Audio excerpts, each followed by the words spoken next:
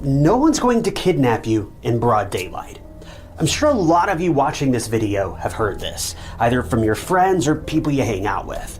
Many of us are weirdly aware of our surroundings, and many people aren't.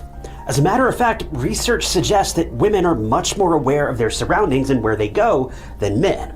Women scan places, put their safety first, and if they sense any danger or weird feelings, they're the first ones to point it out. Even though it's an amazing instinctual quality a lot of women have, they can be on the receiving end of the very comments that I just mentioned. Comments that, mind you, are 100% not true. People get kidnapped in broad daylight all the time. Well, the next time anyone asks why you're being so paranoid about your surroundings, show them this video, because the case of 18-year-old Kelsey Smith is very difficult to wrap your head around. Not only was she abducted by someone in a busy Target parking lot in Kansas, but she was taken in broad daylight. This is something you don't necessarily see or hear every day, but it does happen. Of course, getting abducted is awful, but it makes more sense when it's done when someone is out alone, in a remote place, and preferably at nighttime. But what can you say about this case? After you hear the tragic and horrific story of Kelsey Smith, you'll be certain of one thing. Evil intents and actions are often random. Whether it's day or night, if anyone falls within its radius, it's not going to end well.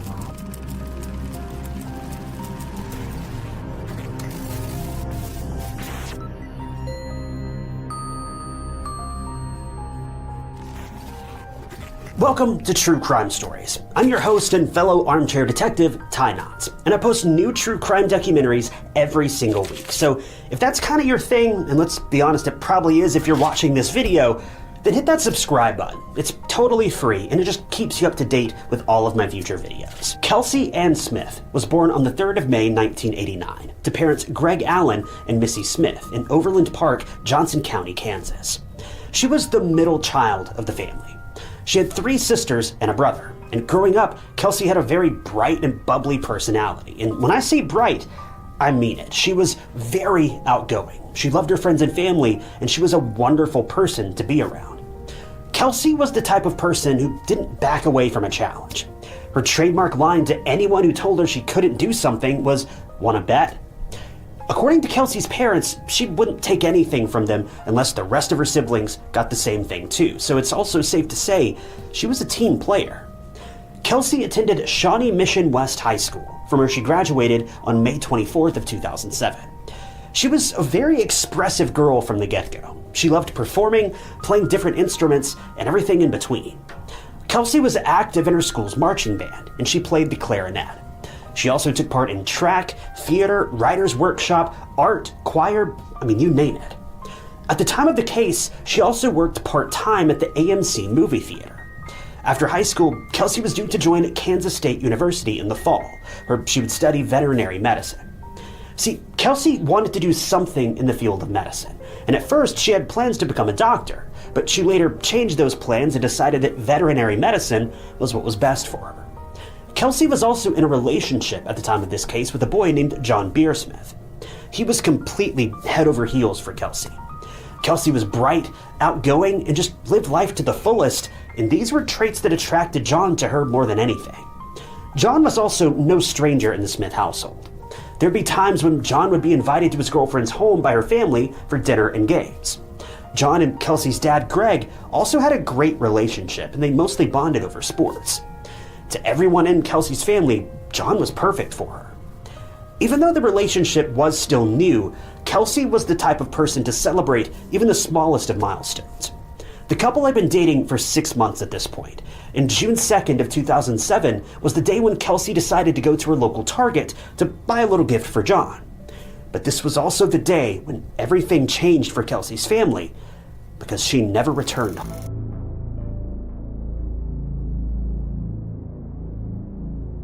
June 2nd of 2007 started like any other day. Kelsey's mom, Missy, had a friend's wedding to attend during the day, whereas Kelsey had a shift at the AMC theater. After her work ended, Kelsey, her dad Greg, and her sister Lindsay went to the local amusement park. Later that evening at around 6 p.m., Kelsey wanted to make a quick trip to Target to buy a present for her boyfriend John to celebrate their 6 months of being together. At first, Kelsey asked her sister if she wanted to join her, but she was busy and couldn't come with her, so Kelsey hopped in her car, a 1987 Buick Regal, and made her way to Target on her own. Now, this was something Kelsey would often do. The local Target was not a place that Kelsey didn't know, so it wasn't like she was going somewhere unusual or unsafe. Moreover, it was still light outside, so there was nothing to worry about, right? Well, Kelsey went about her trip. She parked her car, went inside the store, and CCTV footage showed her walking around the store getting the things she needed. Kelsey was wearing a light pink tank top with shorts. Phone records also showed that Kelsey made a call to her mom, and after chatting for a while, she said that she'd be home soon before disconnecting. But minutes later, Kelsey missed a call from her boyfriend, John, which was very odd. Kelsey always answered her phone, and she just talked to her mom minutes ago, so it wasn't like she'd left her phone at home or something. This started to worry John a lot, and he made his way to Kelsey's home and saw that she wasn't there. A lot of time had passed, and everyone expected Kelsey to be home by now, but she wasn't.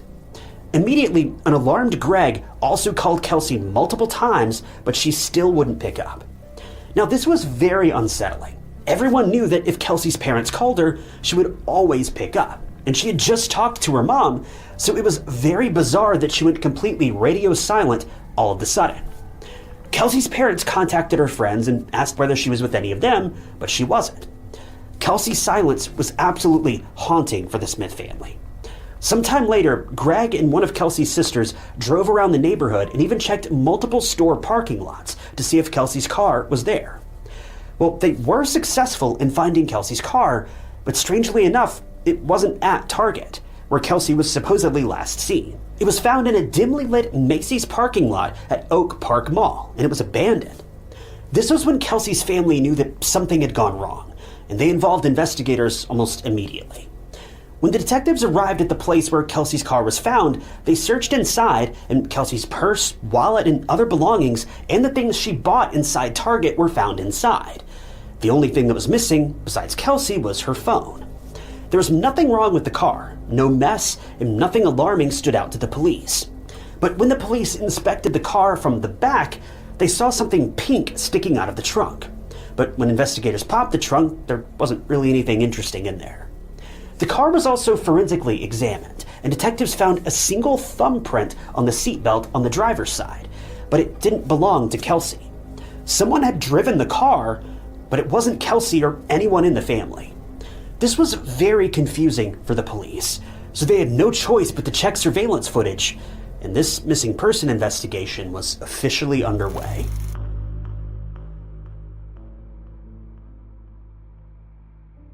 Kelsey had gone to Target on a normal day, but now she was nowhere to be found, and her car and belongings were found abandoned in a completely different store. But what had happened? Well, the best bet for police to find answers was to visit Target and check CCTV footage for anything alarming, so that's what they did. Target officials provided the CCTV footage, and investigators combed through it. They saw Kelsey going into the store, roaming around, getting her things at the checkout line, and exiting the store. Nothing seemed out of the ordinary. Kelsey didn't talk to or meet with anyone. She wasn't scared or on edge, and everything seemed normal, which was confusing and frustrating for the police. But when the detectives checked the CCTV footage of the parking lot, they saw Kelsey driving in the opposite direction of her home after loading her stuff into the car. Why would she do that? Well, the investigators were going through the footage, and Greg and Missy conducted their own search for their daughter. They printed missing person posters and stuck them up everywhere they could. They just wanted their daughter back home, and they were growing terrified as the minutes ticked by. The search for Kelsey was huge. Her classmates, neighbors of the Smith family, and several other volunteer groups searched all the nearby areas. The community came together to find 18-year-old Kelsey because everyone was scared for her. The police even questioned Kelsey's family and her boyfriend, John, just to answer some questions and get their suspicions out of the way.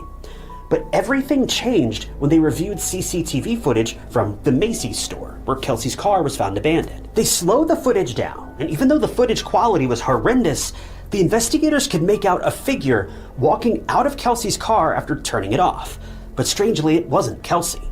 The figure seemed to be wearing a light-colored shirt and dark shorts, and it looked like a man. But who was he, and why was he driving Kelsey's car? With this information, the detectives jumped back to the Target CCTV footage, and they looked for the same man in this footage. And this time, the seemingly normal footage turned eerie with this new revelation. It turned out that Kelsey had parked her car right by a pickup truck and went into Target. A man wearing a white shirt and dark shorts followed behind her just seconds after. And it turns out the man who followed her was the owner of the truck that she parked beside. The man was seen keeping a distance from Kelsey as she roamed around the store and got what she wanted. After Kelsey was seen leaving Target, the mysterious man still followed behind her. Strangely, it seemed that Kelsey was unaware of the man following her, because never once in the footage did Kelsey seem scared, nor was she ever seen looking over her shoulder. The man was creeping up on her without her even knowing, which is just terrifying to think about. This also led the investigators to study the Target parking lot footage frame by frame when Kelsey was loading the stuff up in her car. At normal speed, it seemed as though Kelsey was seen getting into her car. But as the footage was played frame by frame, it seemed that something or someone had to run up to Kelsey's car from the left side and tackled Kelsey. What initially appeared to be Kelsey leaning down to get into her car turned out to be Kelsey falling while being tackled. This to the police was a clear sign that Kelsey had most likely been abducted. The silhouette in the footage was also wearing that white shirt and dark shorts, just like what was seen in the footage from Macy's, where her car was later abandoned. So the detectives now knew that there was foul play involved. But where was Kelsey now? And who was this man? Well, in order to get to Kelsey and her abductor, the only way was through Kelsey's phone location. And sadly, this part of the investigation was dragged out unnecessarily by Kelsey's cell phone provider, Verizon. See, initially, Kelsey's parents had requested Verizon Wireless to locate Kelsey's phone location as soon as she went missing. Being a police officer himself, Kelsey's dad, Greg, knew that if there was any solid chance of finding Kelsey, it would be through her phone. But Verizon denied this request, and they didn't give any details of the last pinged location until 4 days too late, when the FBI had already gotten involved. When Verizon officials came forward with their explanation, they said Kelsey's family didn't use the, quote, correct terminology when they asked for her phone location, which is just unbelievable if you ask me. I mean, what kind of terminology were they wanting? How can it be any clearer than, give me the location of this phone? Anyway, after 4 long and torturous days, the information was finally handed over. Kelsey's phone was last pinged from a tower that was about 18 to 20 miles from where she was abducted. And to make matters even more complicated, the location was narrowed down to Longview Lake in Grandview, Missouri. Now, to be clear, Kelsey was abducted in Kansas, but her phone last pinged in Missouri, just across the state line. Well, the police and FBI gathered a search party, and they searched a heavily wooded area on June 6th. And it took them not days, not hours, but 45 minutes to find her. And at around 1:30 p.m., she was discovered, but she was in a state far from what they had hoped for. Tragically, 18-year-old Kelsey Smith's body was found disrobed, and she was covered with leaves and branches, and someone had taken her life using a belt. The investigators carried out the difficult task of breaking the news of finding Kelsey's body to her parents, and to say that their world shattered would be an understatement. Kelsey's parents, loved ones, and friends couldn't believe what they were hearing. She had just gone to Target, something she'd done a million times before, but now she was gone. I can't imagine the horror, the guilt, and the grief Kelsey's sister must have felt. She didn't go with Kelsey because she had errands to run. And the amount of what-ifs going through her sister's mind had to have been debilitating, but this was not her fault at all. But the guilt is certainly understandable. But even though the detectives had found Kelsey's body, they still had to find the perpetrator. And for this, they turned back to the Target and Macy's CCTV footage. See, Kelsey's car was found abandoned at Macy's around 9:17 p.m. on June 2nd. So when the investigators checked Target surveillance footage around that same time, they saw something, or someone. A man in a light-colored shirt was seen getting into a 1970s Chevrolet pickup before driving off. And since it was dark, the police couldn't make much out about the car, but it looked strikingly similar to the truck that was parked right next to Kelsey's car in the footage from earlier that day. So when investigators reviewed both of the footages from 6 p.m. and 9:22 p.m., the truck matched. But still, there wasn't enough for the detectives to pinpoint exactly who this truck belonged to. This was when the investigators made the footage of the man and the truck available to the public and asked the community for any leads or information about this person. And within no time at all, calls started pouring in. And one of them led to a breakthrough in the case.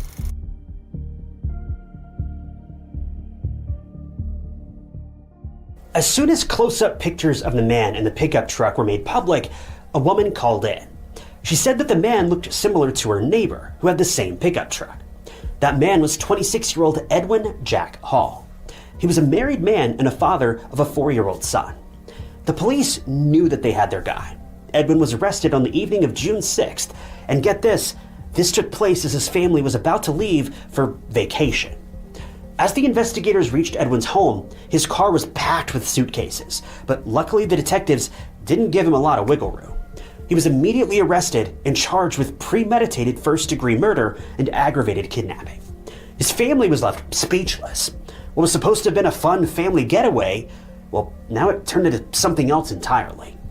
When the investigators checked into Edwin's criminal history, he didn't have any previous adult convictions, but the same couldn't be said about his childhood.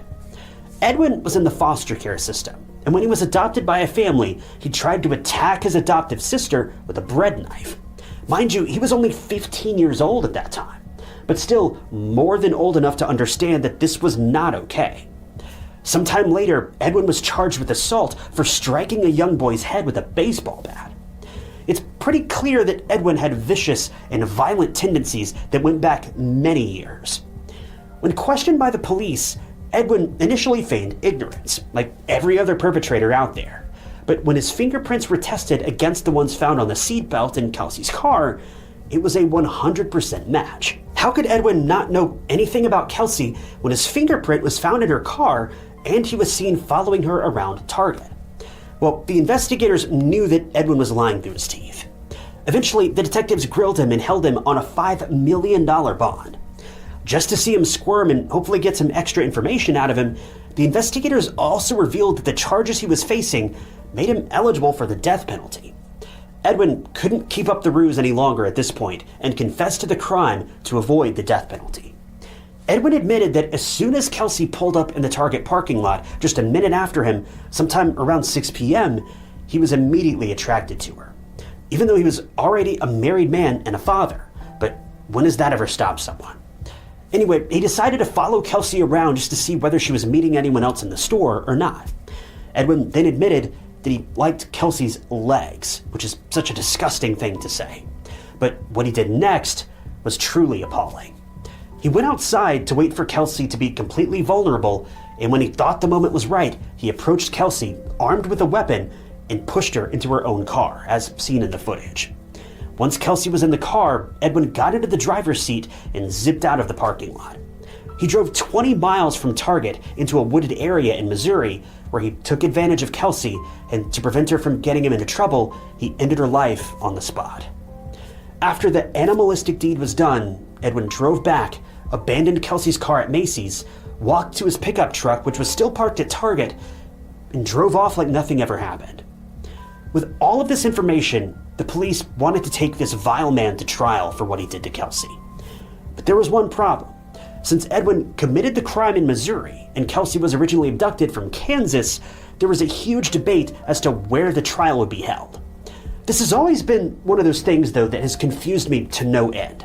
Now, I'm sure there's a police officer or two watching this video, so please help me understand, in cross-county cases like this, why on earth does it matter where the trial takes place? You know the man is a killer. You know exactly what he did and who he did it to, so why not just flip a coin and pick a jurisdiction? Why draw it out for days or weeks when we all know exactly what happened regardless of where it happened?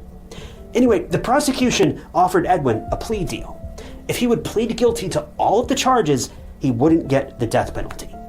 Edwin obviously agreed without wasting a second.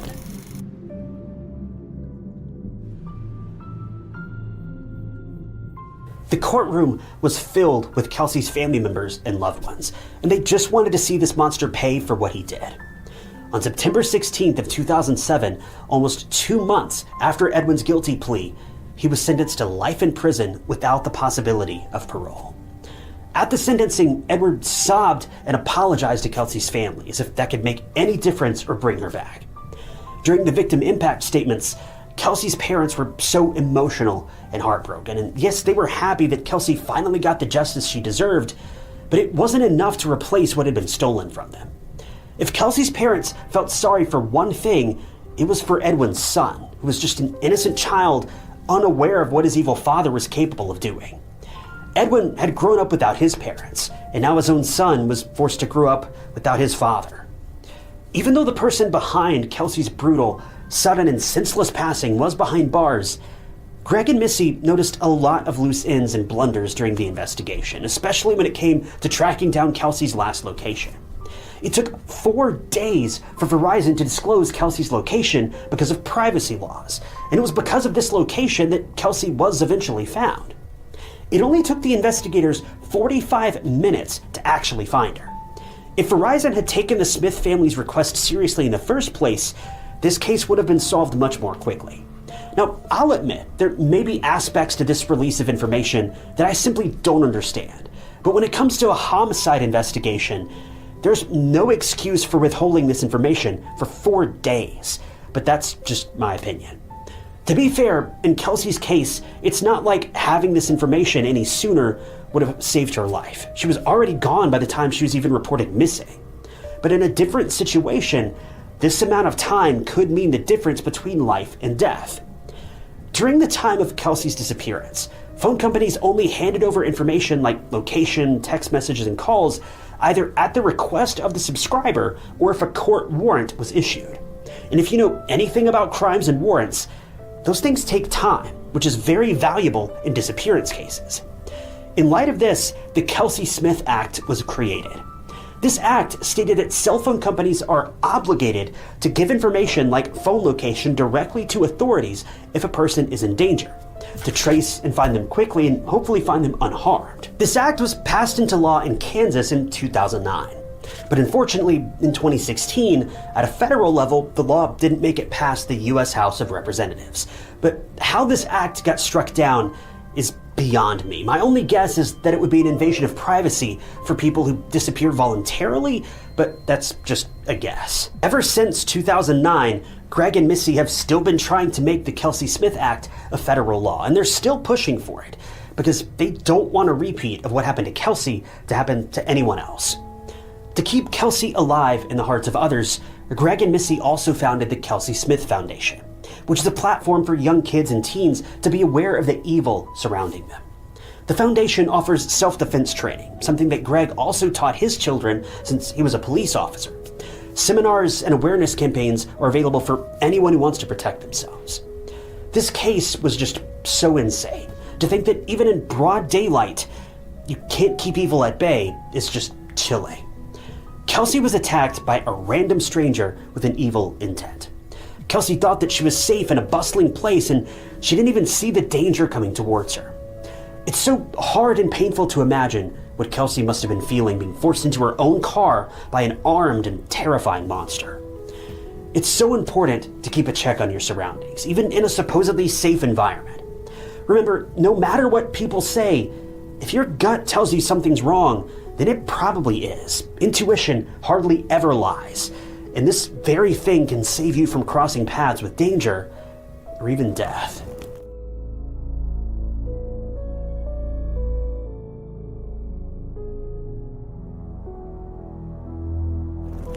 Thank you guys for tuning in to another episode of True Crime Stories. I want to give a special thank you to a couple channel members, including Mrs. Cayman and Melanie Zamora.